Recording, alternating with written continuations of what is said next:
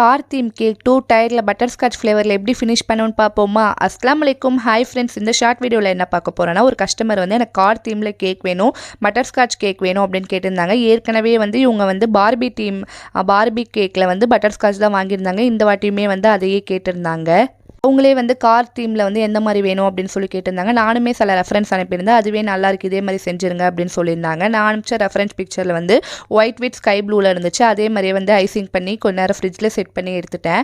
Double tyre கேக்கை பொறுத்த வரைக்கும் வந்து ஃப்ரிட்ஜில் செட் பண்ணிட்டு ஸ்டாக் பண்ணால் வந்து ஓரளவுக்கு வந்து ஃபுல்லாக ஸ்டாக்கிங் கரெக்டாக இருக்கும். சூப்பராக வந்து ஸ்டாக் பண்ணியாச்சு. முன்னாடியில் டபுள் டயர் கேக் அப்படின்னு சொன்னாலே பயமாக இருக்கும், என்னடா பண்ணுவோம் அப்படின்னு சொல்லி. இப்போ ஓரளவுக்கு நீட்டாக வந்து ஸ்டாக் பண்ண வருதுன்னு நினைக்கிறேன். நெக்ஸ்ட்டு கார் தீம் அப்படிங்கிறதுனால பிரிண்டபிள் டாப்பர் வந்து பிரிண்ட் பண்ணி எடுத்துக்கிட்டேன். நானே வந்து ஃபுல்லாக ஒன்றா தனித்தனியாக எடுத்து எடிட் பண்ணேன். பேரையுமே வந்து க்ளவுட் மாதிரி வச்சு ஹாப்பி செகண்ட் பர்த்டே அப்படின்னு சொல்லி பையனோட பர்த்டேயுமே வந்து எடிட் பண்ணியிருந்தேன்.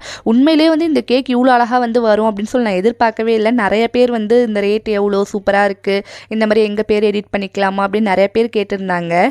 இந்த கேக் எப்படி இருக்குன்னு சொல்லி நீங்கள் கமெண்ட் பண்ணுங்கள். இந்த மாதிரி நம்ம சேனலில் ரெகுலராக வீடியோ பார்க்கணும், நம்ம சேனலை மறக்காமல் சப்ஸ்கிரைப் பண்ணுங்கள். நெக்ஸ்ட் வீடியோவில் பார்க்கலாம். அஸ்ஸலாமு அலைக்கும்.